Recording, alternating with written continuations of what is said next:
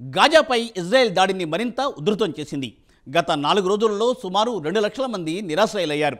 గత 4 రోజుల నుండి అంటే సోమవారం నుండి గురువారం వరకు ఇజ్రాయిల్ దక్షిణ గాజా నగరంలోని ఖాన్ యూసుఫ్పై పెద్ద ఎత్తున విరుచుకుపడింది. దీంతో స్థానికులు అక్కడి నుండి సురక్షిత ప్రాంతాలకు పరుగులు తీయాల్సి వచ్చింది. గత 9 నెలల నుండి కొనసాగుతున్న యుద్ధం ఎంతకు ముగియడం లేదు. ఇటు హమాస్ అటు ఇజ్రాయిల్ దాడులలో సామాన్యుడు గూడు చెదిరి అర్ధాకలితో ఐక్యరాజ్యసమితి ఏర్పాటు చేసిన గుడారాల్లో బిక్కుబిక్కుమంటూ కాలం వెళ్లదీయాల్సిన పరిస్థితులు వస్తున్నాయి. అక్కడి తాజా పరిణామాలపై ప్రత్యేక కథనం ఇప్పుడు చూద్దాం.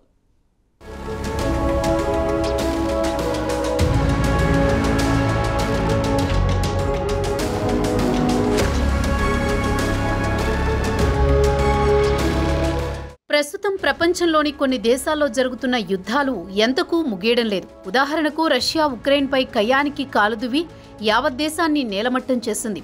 అయినా ఉక్రెయిన్ను ఓడించడానికి కష్టాలు పడుతోంది. ఇక ఉక్రెయిన్కు ఇటు అమెరికాతో పాటు యూరోపియన్ యూనియన్ దేశాలు అండగా ఉన్నాయి. అటు ఆర్థిక సాయంతో పాటు ఆయుధాలు కూడా సమకూరుస్తున్నాయి. దీంతో రష్యా ఉక్రెయిన్ను ఓడించాలంటే అష్టకష్టాలు పడుతోంది. వాస్తవానికి రష్యా ప్రెసిడెంట్ పుతిన్ కూడా ఉక్రెయిన్తో యుద్ధం 1 నెల రోజుల్లో పరిసమాప్తం చేసుకోవచ్చని భావించారు.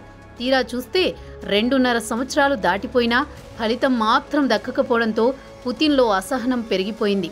ఈ యుద్ధంలో ఉక్రెయిన్తో పాటు అటు రష్యా కూడా పెద్ద ఎత్తున సైనికులను కోల్పోయింది. ఇది పుతిన్కు కోలుకోలేని దెబ్బ అని చెప్పుకోవచ్చు.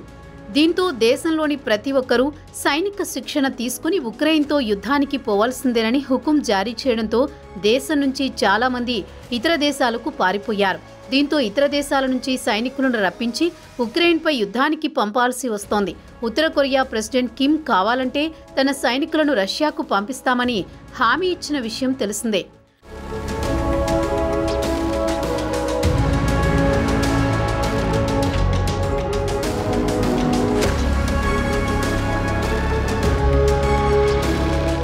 ఇక పాలస్తీనా ఇజ్రాయెల్ మధ్య జరుగుతున్న యుద్ధానికి ముగింపు ఎప్పుడో తెలియని అయోమయ పరిస్థితి నెలకొంది.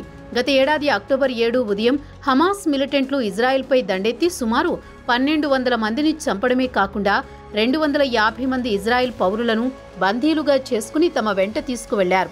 దీంతో ఇజ్రాయెల్ పూర్తి స్థాయిలో పాలస్తీనాపై యుద్ధం ప్రకటించింది. ఇప్పటి వరకు సుమారు 40,000 మంది పాలస్తీనియన్లు మృతి చెందారు. యావత్ దేశం నేలమట్టమైంది. ప్రజలు ప్రాణాలను అరచేతిలో పెట్టుకుని సురక్షిత ప్రాంతాలకు పరుగులు తీయాల్సి వస్తోంది.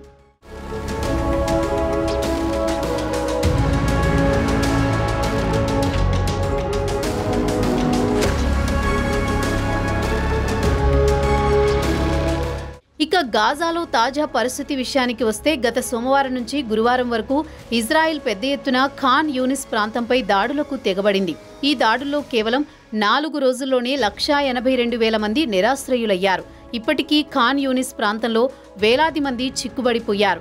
ఇంటి నుంచి బయటికి రాలేక, ఇంట్లో ఉండలేక ఉక్కిరి బిక్కిరి అవుతున్నారని ఐక్యరాజ్య సమితి శుక్రవారం నాడు అక్కడి తాజా పరిస్థితిని వివరించింది.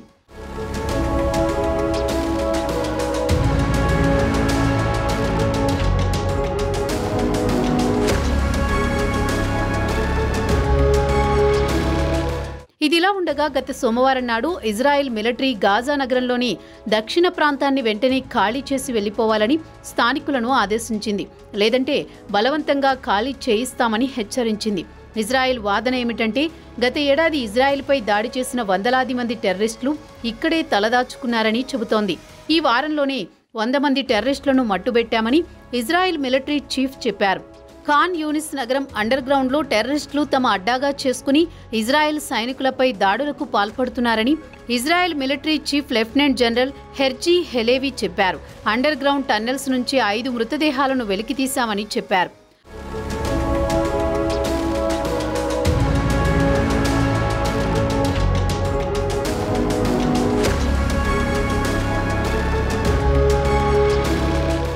ప్రత్యక్ష సాక్షుల కథనాల ప్రకారం రెస్క్యూ సిబ్బంది సమాచారం శుక్రవారం నాడు తూర్పు ఖాన్ యూనిస్ ఏరియాలో ఇరుపక్షాల మధ్య యుద్ధం తారాస్థాయికి చేరిందని చెబుతున్నారు.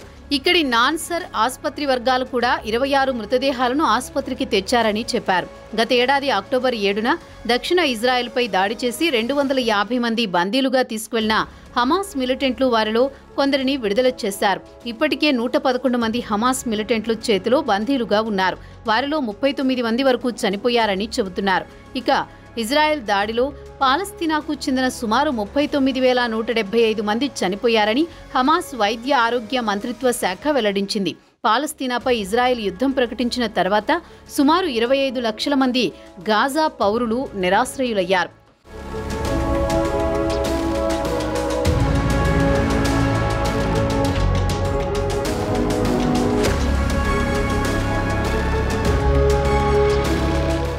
ఇక కాల్పుల విరమణ ఒప్పందానికి ఇజ్రాయెల్ ససేమిరా అంటోంది. హమాస్ చివరి టెర్రరిస్ట్ను మట్టుబెట్టే వరకు తాము యుద్ధాన్ని ఆపే ప్రసక్తే లేదని స్పష్టం చేసింది. హమాస్ చేతిలో బందీలుగా ఉన్న అందరినీ విడిచిపెడితే తప్ప యుద్ధాన్ని ఆపమని ఇజ్రాయెల్ ప్రధానమంత్రి బెంజమిన్ నెతన్యాహు తెగేసి చెబుతున్నారు. ఇక ఆయనకు కూడా స్వదేశంలోనే తన సొంత ప్రజల నుంచి సెగ తగులుతోంది. వెంటనే యుద్ధాన్ని ఆపేసి బందీలను రప్పించాలనే ఒత్తిడి పెరిగిపోతోంది. అయినా ఆయన మాత్రం హమాస్ను మట్టి కరిపించే వరకు యుద్ధాన్ని ఆపే ప్రసక్తే లేదని గట్టిగానే చెబుతున్నారు. ప్రస్తుతం అమెరికా పర్యటనలో ఉన్న నెతన్యాహు డొనాల్డ్ ట్రంప్తో శుక్రవారం సమావేశమయ్యారు.